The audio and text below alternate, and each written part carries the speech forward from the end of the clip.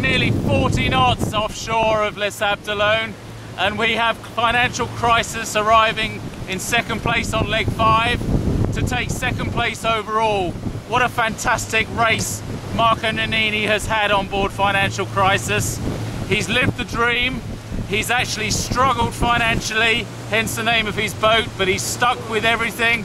And here he is coming into second place in the Global Ocean Race 2011-12. So Sergio, Marco, second into Les Sables d'Olonne, second overall around the world. Very many congratulations. As finishes goes, that looked pretty epic out there. What was it like coming into Les Sables? Well, we were actually lucky that the wind started to drop as we came into Les Sables, because this morning, as a front came over our heads, we had about 45 knots of wind. It was not quite predicted to be that strong, and it's quite hairy and interesting to finish, and the boats are tired, so we really wanted to come in. But I think throughout the entire circumnavigation you pulled pretty much the highest winds of the entire fleet, is that right? I don't know, I seem to attract them. I'm sure that this leg Cessna saw some pretty heavy winds in the strong depression we avoided, but we do seem to attract quite strong winds, yes we do. And the final leg with Sergio, I mean, was it a real tough one? I mean, it seemed quite hard. You had a lot of different systems, a lot of hard weather. Well, it started with the first night as we came out of Charleston. I didn't quite appreciate how strong the wind was going to be around the tropical storm, and I just went for it. I did gain a lot of miles against everyone else, but you know, it was a blast the first night.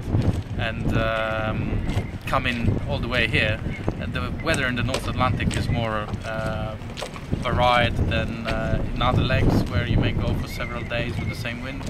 Here it tends to change a lot more, and so it's hard work, and several times bled to wind, yes.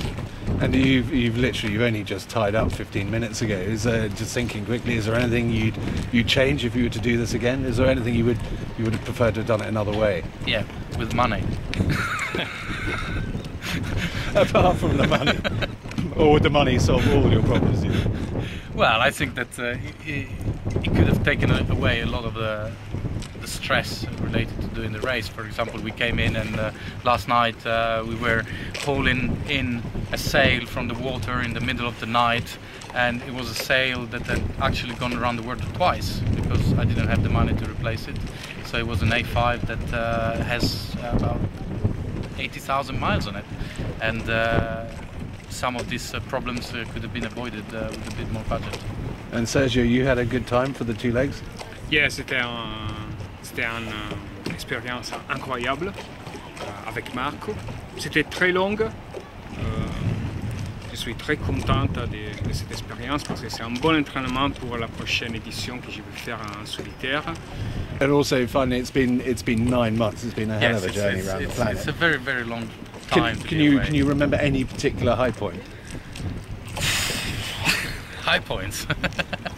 Well, certainly you remember the surfing and the times where everything is going fine, and then as usual you tend to also remember very well the times where things didn't go quite as well. And I think what I will remember most is when I will sit down and think, I've done it. So it's more the achievement of having completed the race than perhaps any specific moment. Are you going to hang up your foul weather gear for a while?